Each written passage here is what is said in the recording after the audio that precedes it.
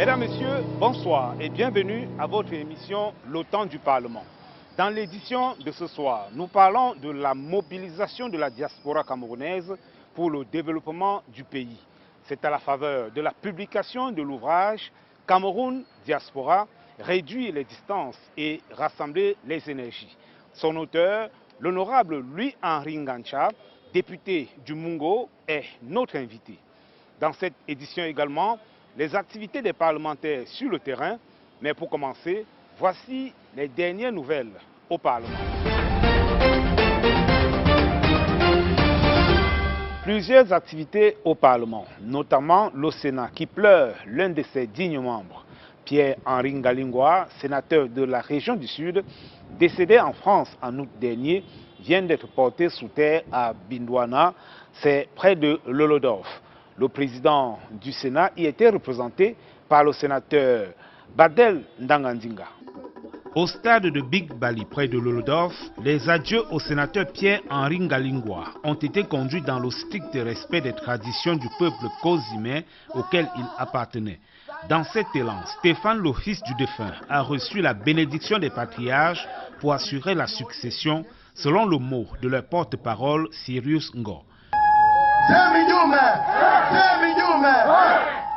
Meurtri, la famille Bindouana, village natal de Pierre-Henri Ngalingwa, a dit merci pour ses œuvres, alors que le maire de Lolodorf regrette le départ d'une figure de conviction et de fidélité. Moment frappé d'émotion, celui du témoignage de la famille nucléaire de Pierre-Henri Ngalingwa. Oui, papa, ton enveloppe terrestre va infiniment me manquer.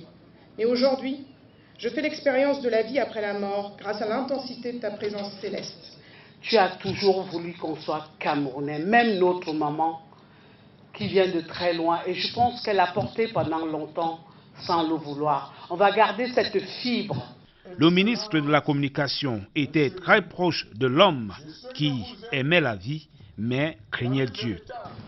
Quand on apercevait l'un de nous, on était quasiment certain de voir l'autre.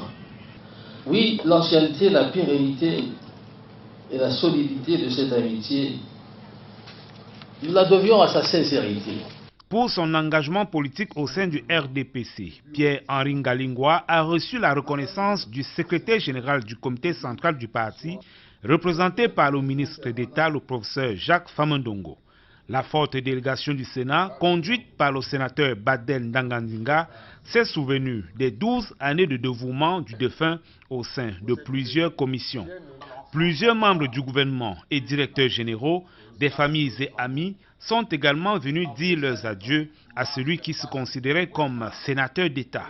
Une messe pontificale, conduite par Monseigneur Damas Zinga Atangana, évêque de Kribi, a clôturé le rituel d'accompagnement de Pierre-Henri Jacques Nicolas Ngalingwa à sa dernière demeure à Bindouana, son village près de Lolodorf.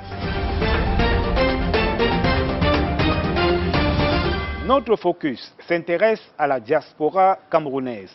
C'est à la faveur de la publication de l'ouvrage Cameroun Diaspora, réduire les distances et rassembler les énergies. Son auteur, c'est l'honorable Louis-Henri Ngancha, député du Mungo.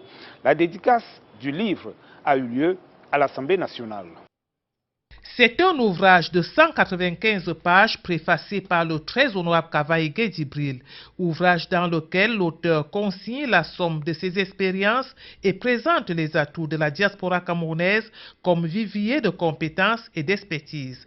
Dans un style simple et rigoureux, le président du réseau des parlementaires pour la diaspora, la coopération décentralisée et transfrontalière, remet au goût du jour la nécessité de rapprocher le Cameroun de sa diaspora et de capitaliser son potentiel. J'ai vu le Cameroun étant dans la diaspora, je sais ce que vivent nos compatriotes de la diaspora, je sais la difficulté qu'il y a d'être éloigné du pays, et je démontre que si on prend les experts de la diaspora, si on les associe, on fera un bon extraordinaire. La note de lecture du professeur Jean-Louis Atangana Amougou s'inscrit dans cette démarche et place la diaspora au cœur de la réflexion. Le Cameroun dispose de l'une des meilleures diasporas en termes de potentiel, en termes de technique, en termes de technologie, en termes de sciences. Donc il n'y a pas de raison qu'on n'en profite pas. L'auteur propose la mise en place d'un fonds spécial pour la diaspora, la réforme foncière et des facilités d'obtention de visas. Le premier vice-président de l'Assemblée nationale, représentant du chef de chambre Kavaïgué Djibril, a félicité le REPCODE qui s'illustre comme un pont utile entre le Cameroun et sa diaspora. Hilarion Eton a exhorté l'auteur à être fécond dans la bibliothèque de l'Assemblée nationale.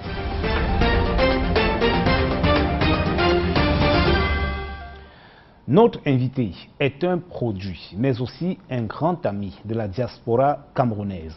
Il a été maire de la ville de Loum, dans le Mungo. Il siège à l'Assemblée nationale depuis plusieurs années. Il y coordonne le réseau des parlementaires pour la diaspora et la coopération décentralisée, le REPCODE. Honorable Louis-Henri Ngancha, merci une fois de plus d'accepter notre invitation. Merci de m'avoir invité. Nous allons commencer par l'ouvrage que vous venez de mettre sur le marché, un ouvrage qui a été dédicacé il y a quelques jours seulement à l'Assemblée nationale, Cameroun, diaspora, réduire les distances et rassembler les énergies. Parlez-nous de cet ouvrage-là, honorable. Écoutez, merci de me donner l'opportunité de parler de ce livre. Pourquoi je l'ai fait? Je l'ai fait parce que, comme vous venez de le dire, je suis un pur produit de la diaspora. Dans ce livre, en fait, c'est le condensé, c'est le résumé de plusieurs expériences. Expérience de diasporien, je suis installé en France depuis plus de 30 ans, même si je suis revenu, je suis au Cameroun depuis 2016, j'ai été maire à Loum, vous venez de le dire, je suis député, mais j'ai toujours un pied dans la diaspora puisque ma famille y réside, mes enfants qui y sont tous nés, y vivent. Je sais un peu ce que c'est que vivre à l'extérieur, vivre éloigné de son pays.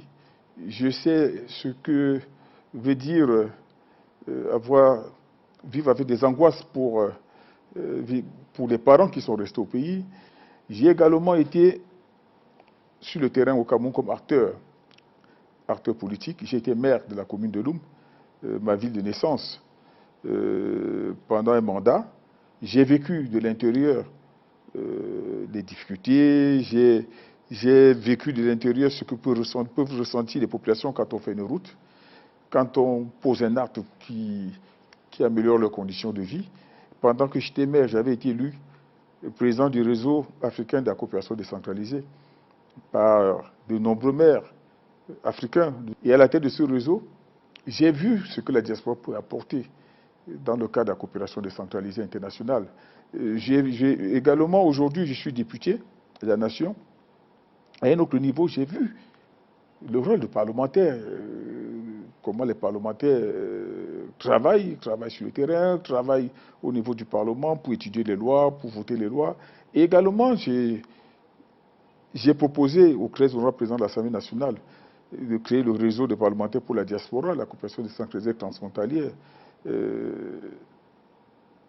Fort heureusement, lui, en tant qu'homme d'expérience, grand homme, il a compris l'importance et il a créé ce réseau. Et à la tête de ce réseau, depuis 2020, nous avons rencontré beaucoup comme la diaspora, que ce soit ici ou à l'étranger. Même quand je vais en vacances, je passe mon temps à rencontrer nos compatriotes. Nous avons organisé des thématiques ici au niveau de l'Assemblée nationale sur le foncier, l'habitat, le financement concernant la diaspora. Lors de Promote, nous avons pris un stand à Promote où nous avons reçu nos compatriotes qui sont venus nombreux à Promote. Nous avons reçu des Camerounais, 1500 à ce jour, 1500 Camerounais de diaspora que nous avons reçus au siège du réseau des parlementaires pour la diaspora, face Calafatas. Donc, c'est la somme de tout ça qui m'a poussé à me dire, bon, écoute, tu as tellement de matière aujourd'hui, il faudrait que tu essayes de coucher ça sur le papier, parce que nous sommes de passage. Hein, nous sommes tous de passage. Je peux ne plus être député demain.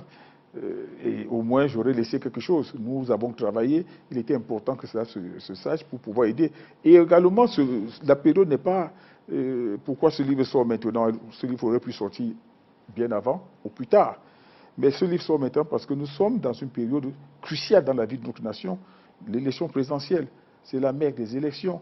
Et donc, en ce moment bien précis, je tenais à ce que la diaspora soit prise en compte dans les débats concernant l'élection présidentielle. Dans cet ouvrage, vous évaluez la diaspora camerounaise à près de 7 millions de personnes qui vivent donc hors du pays. 7 millions, c'est beaucoup. Et vous voulez rassembler ces énergies-là. Comment est-ce qu'on s'y prend? D'abord, 7 millions, c'est les chiffres officiels. Les chiffres officiels donnent entre 6 et 7 millions. Mais moi, je dis, il faut aller chercher plus loin. Parce que dans ces chiffres-là, ce sont nos compatriotes qui sont enregistrés dans nos ambassades et représentations diplomatiques. Je connais beaucoup de Camerounais qui sont en situation régulière qui ne vont pas à l'ambassade. Donc, il y a également ceux qui sont en situation irrégulière qui ne sont pas dans ce chiffre. Il y a en plus ceux qui ont pris notre nationalité, mais qui restent des Camerounais. Comment est-ce qu'on les fédère? Comment est-ce qu'on rassemble les énergies pour développer le pays? Ben, écoutez, on leur parle comme on parle aux locaux. Nos compatriotes diaspora, déjà, sont attachés à leur pays.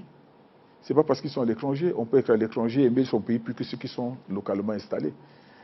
C'est le sang qui coule dans leur veine. Ils sont attachés à leur pays. Mais il faut aller vers eux.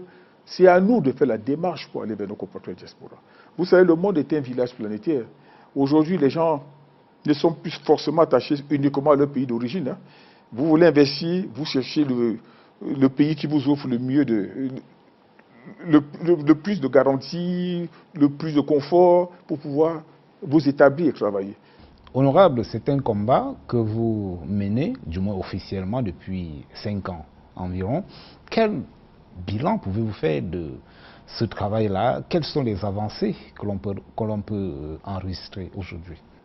Je pense que, en termes de bilan, d'abord, je vous ai dit, nous avons reçu à ce jour 1500 Camerounais diaspora qui viennent nous voir. Quand ils viennent nous voir, soit c'est pour se renseigner parce qu'ils veulent faire des choses au Cameroun, soit parce qu'ils ont entendu parler du réseau des parlementaires. Ils se disent, bon, écoutez, nous venons voir si c'est quelque chose de réel. Il y en a qui arrivent également qui ont des projets et nous essayons de les accompagner en prenant des rendez-vous avec des ministres. Et nous ne nous arrêtons pas là. Parce que quand les Camerounais diaspora arrivent avec des projets, ils descendent, ils sont sur le terrain. Après, il faut aller voir ce qu'ils deviennent. Nous sommes allés sur le terrain, que ce soit à Yaoundé, à Douala, à Limbé, à Kribi, pour rencontrer nos compatriotes diaspora, pour voir ce qu'ils deviennent. Quand ils reviennent, il faut revenir au Cameroun. Et nous avons vu beaucoup ils sont sur le terrain, soit c'est des grandes initiatives, ou des moyennes, ou des petites.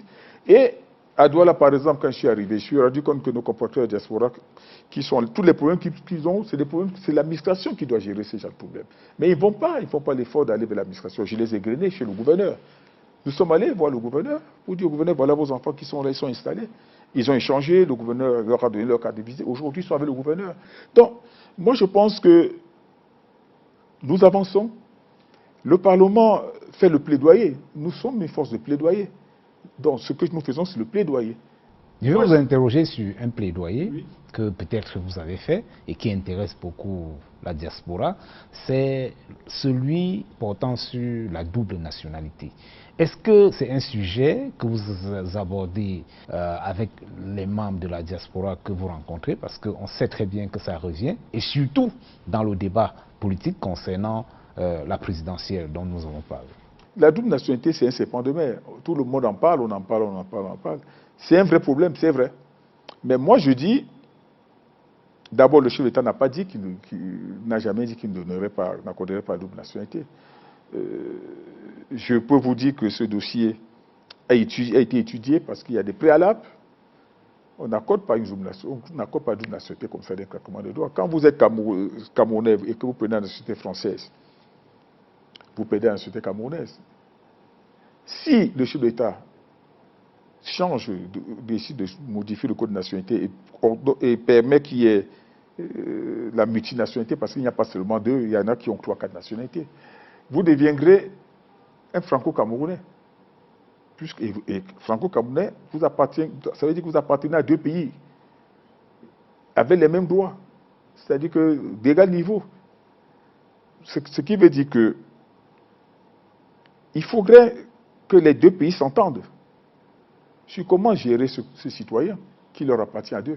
Ma question, c'était de savoir si à votre niveau, vous pensez que c'est un sujet qui avance. C'est pour vous dire que ce travail préalable essentiel a été fait. On avance. Le Cameroun n'est pas resté statique. Le moment venu, le chef de l'État se prononcera. Et je suis convaincu que, de mon point de vue, je suis convaincu que ce point de double nationalité sera réglé. Parlons à présent de vos activités au Cameroun. On sait que vous êtes député, vous êtes présent sur le terrain pour des activités à caractère social, des dons ici et là, que ce soit en aménagement de points d'eau, que ce soit en fourniture scolaire. Alors, est-ce que ces initiatives sont faites avec l'aval des populations bénéficiaires? Est-ce que vous demandez leurs besoins avant d'agir, ou alors c'est selon vos considérations personnelles? J'ai voulu poser les actes qui restent même après moi, qu'on sache quand même que, bon, tel député, et des actes qui peuvent toucher le maximum de population possible. Bon, j'ai opté pour l'eau. L'eau, c'est la vie. Nous avons des difficultés en matière d'approvisionnement d'eau et ça crée des problèmes de maladies hydriques. Mais pour le faire, je le fais avec les maires. Je ne viens pas seul dans une localité et décide de faire de l'eau. Non, je dis je veux faire de l'eau. Le maire me dit OK. Et c'est le maire qui choisit le lieu où il y a le plus de besoins. Alors, j'ai fait un forage à Ebonnet, arrondissement d'Ebonnet. J'ai fait un forage en Konsamba 3e. J'ai fait un forage à Baré-Bakem. J'ai fait un forage à Mélon. C'est opérationnel. J'ai fait un forage également à Konsamba 2e. Et j'ai fait un forage à Manjo. Je n'ai pas fait à Loum parce que j'ai du mal à... C'est une zone très difficile, on a du mal à voir... D'Ocailleux, j'ai perdu de l'argent d'ailleurs parce qu'on a essayé de forer. Donc, malheureusement, je n'ai pas pu. Vous pouvez donner autre chose à Loum? Mais à Loum, j'ai fait 2 ponts. J'ai fait 2 ponts qui relient des plantations à Loum, avec l'accompagnement du président de section qui supervisait les travaux. J'ai réhabilité 9 salles de classe, des toitures et la charpente pour permettre aux enfants d'aller à l'école à Loum. J'ai arrangé, vous qui connaissez Loum, j'ai arrangé la route, j'ai essayé d'arranger la route, sollicité par les populations d'ailleurs, la route de Bonquin. Et des fournitures scolaires, j'appuie l'excellence scolaire. Je n'ai pas voulu le faire moi-même parce que j'avais un jeune qui est très brillant, très dynamique, qui le faisait. Là, je me suis dit, ça ne sert à rien de venir faire des doublons, autant mieux l'appuyer. Je lui donne 1 million de francs chaque année pour appuyer son initiative. Quoi d'autre? Bon, sans compter des soutiens individuels. J'ai donné des semences de maïs à toutes les femmes de Loum. Honorable, ces initiatives, on voit qu'elles vont compter dans quelques mois seulement pour les prochaines élections législatives.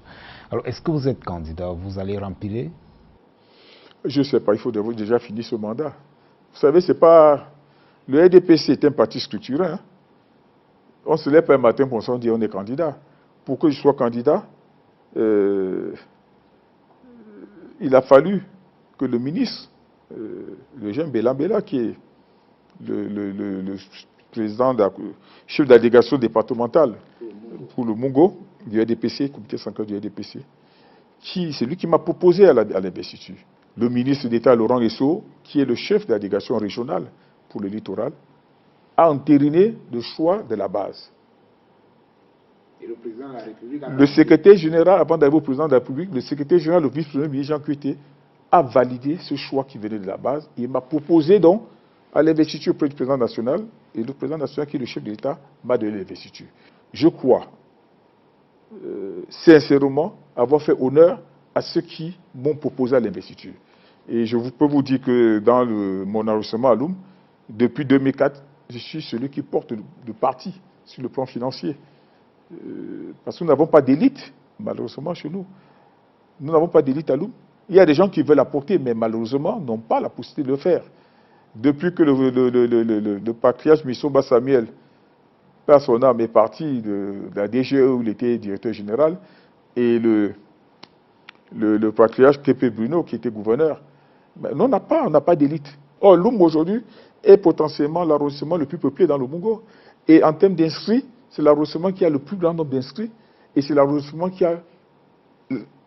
dans cet arrondissement que le RDPC est confronté la fixité, c'est-à-dire que nous sommes dans l'opposition. En tout cas, si je vous ai bien compris, vous souhaitez la promotion des fils de Loum. Oui, des fils de Loum, pour qu'on puisse au moins pouvoir, parce qu'il y a beaucoup de travail à faire. Donc, vous me demandez si je veux revenir, je ne sais pas. Mais je dis, j'ai fait de mon mieux, je crois avoir fait de mon mieux pour aider mes populations. Parce que les forages que j'ai décidé de faire partout, là, je voulais dire merci à toutes ces populations, tous ces arrondissements qui ont voté pour moi, sinon je ne serais pas député. C'est pour ça que je suis allé là-bas. Et à la fin, j'aurais fait 6 forages dans 6 arrondissements sur les 8 que compte le Mungo. Je n'ai pas fait un Konsaba premier, tout simplement parce que j'estime que si je fais un Konsaba deuxième et troisième, c'est suffisant pour un Konsaba, parce que c'est quand même la même localité. À Loum, je vous ai dit, il n'y a pas de remontée d'eau, mais j'ai fait autre chose. Et aujourd'hui, je crois avoir fait beaucoup dans ma zone.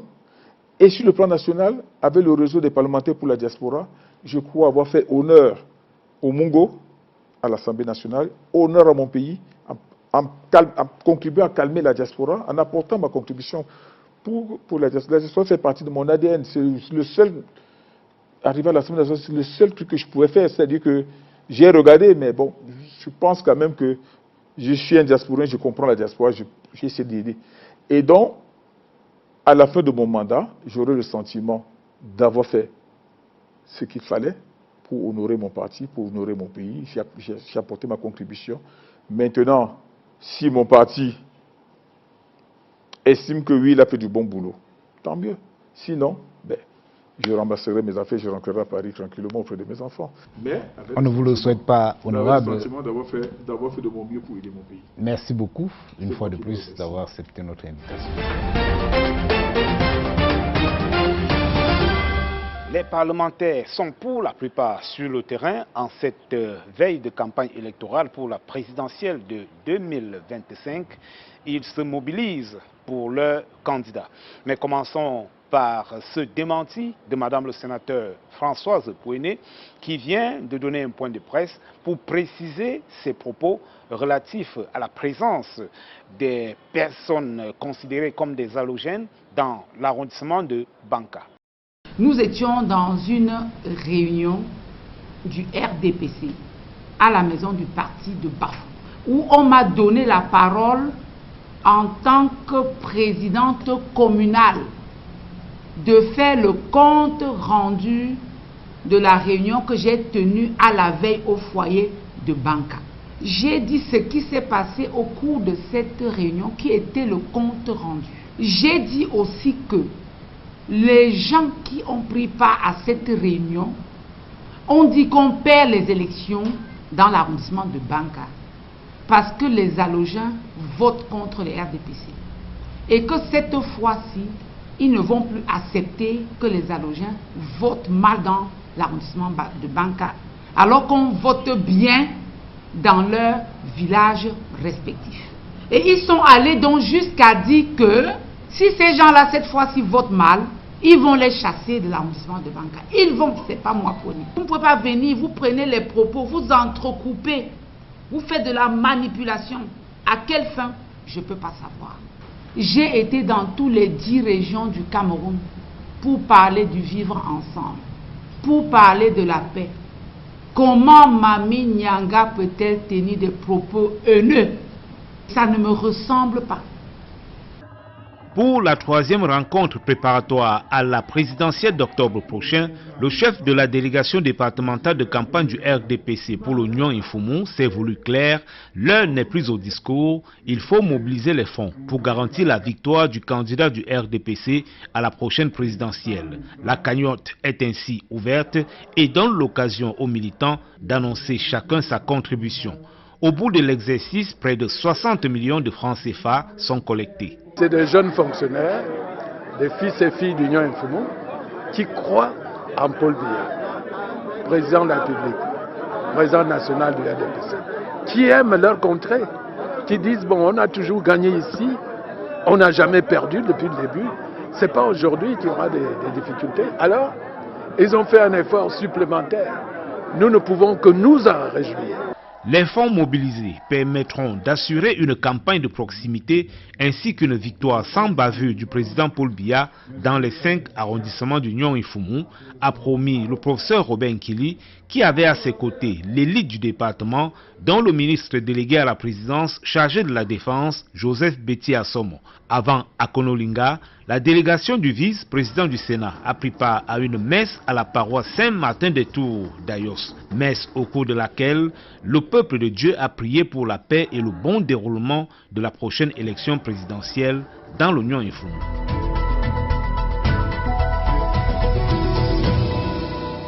C'est ici que prend fin cette édition de Le Temps du Parlement. Merci de nous avoir accordé votre attention. Rendez-vous en octobre, juste après l'élection présidentielle.